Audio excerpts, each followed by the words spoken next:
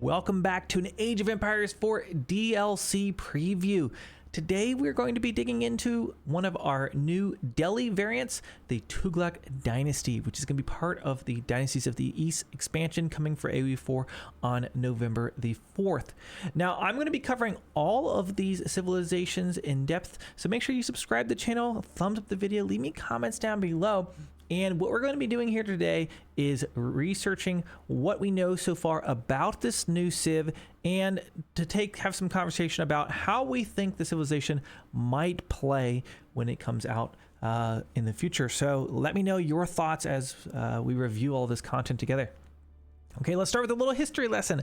The Tughlaq Dynasty are available with the Dynasties of the East expansion. Beginning his rule in 1320, Ghiyasuddin and Tughlaq quickly established law and order with neighboring governors within the Delhi Sultanate after internal revolts plagued the dynasty from previous leadership failures. Gaining confidence from nobles and officers, he quickly reformed taxes, strengthened military, punished corrupt officials, and commanded the construction of the mighty Tughlaq Fort. Sorry, I butchered that. Before his death in 1325. So I'm assuming we're going to see a fort somewhere in here. The Tughlaq Dynasty lays the framework for victory with worker elephants. Yes, I'm hyped. More elephants that provide a mobile drop-off for all resources. With the construction of each Tughlaq fort, you can appoint a governor to activate unique bonuses and answer the Sultan's call. Raise a fearsome army with 3 new elephants that show the true power of the mighty Tughlaq Dynasty. Okay, so a lot to unpack there. Let's read further. Playing the Tughlaq Dynasty. Worker elephants and villagers have a great working relationship with the Tughlaq Dynasty. Economy kicks off with a bonus to resources when villagers drop off at worker elephants. So you're going to use worker elephants as mobile drop points, I guess, and you get bonuses. As villagers' walking time becomes too great, the worker elephants can freely move around to help take the load off. So I would say it's easier than refreshing your lumber camps late in the game, but it sounds like you got to move these as well. So I don't know. That I guess it'll just be a little bit different. Or maybe you can task them to stay close to some villagers. I'm not sure. But definitely something you have to manage with your economy. If you don't like a lot of extra micro, this might be an added challenge. And of course, I guess they can be killed and raided. The Tughlaq Dynasty provides near instantaneous research times on most technologies for a higher price. Stay ahead of enemies by researching quickly and trampling through defensive lines with raider elephants. Oh, I like the sound of that. Produce the healer elephant from moss to reinforce the front line and heal 2 units simultaneously. Tear through multiple lines of enemies with ballista elephants from the siege workshop. So there's your 3 elephants. I'm hoping this is an addition to the elephants we already have. I'm not sure if this is going to replace the other elephants at the stable and archer range. If this is just an addition, I hope it's an addition because then we have a giant elephant army.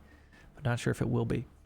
Establish Tughlaq forts in key locations and assume regional control by appointing governors that unlock special bonuses to economy, military, and religion. So I'm kind of curious when it says appointing governors, if it's just an upgrade at each fort. Are you literally training a unit like that? Maybe it'll be explained here below. Look at this elephant with the spikes there. Looking cool. Okay, the Tughlaq Dynasty at a glance. There we go. We can see a little bit of all of them. Let's zoom in just a little bit more. Yeah, right there. Okay, the worker elephant. Now, I'm kind of thinking of this thing similar to like the ox cart in Age of Mythology, right? You got to move it with your villagers. You drop off at it. I guess you get some bonuses. But I will say one key thing is like this will be a target of raids. I'm assuming it's got a lot of HP, but it will be a target.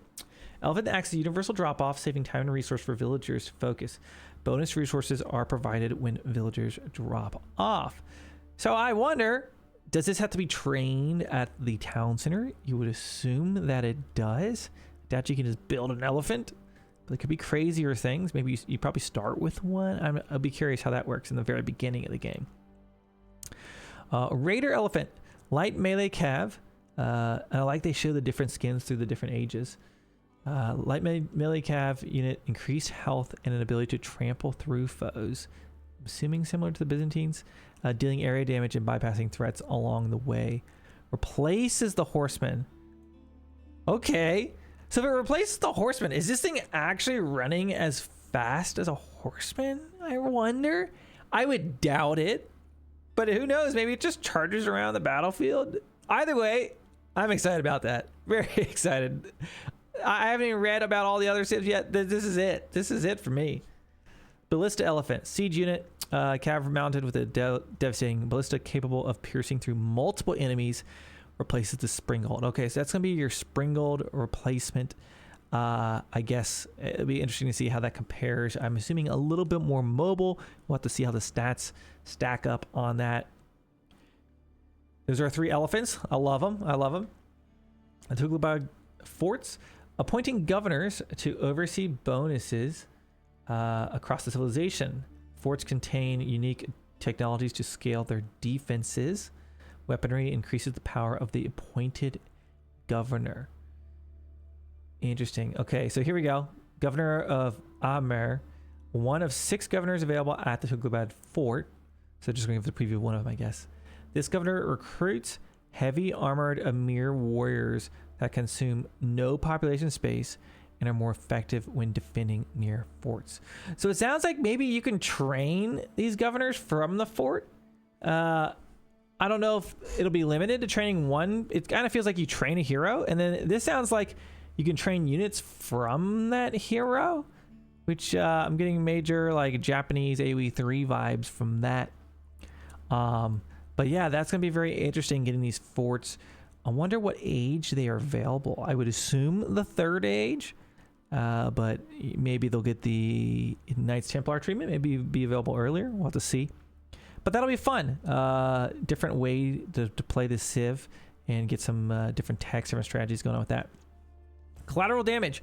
Reinforce elephant tusks with deadly spikes to increase their damage output, causing catastrophic damage to anything caught in their way. So that's going to be an update for your elephants.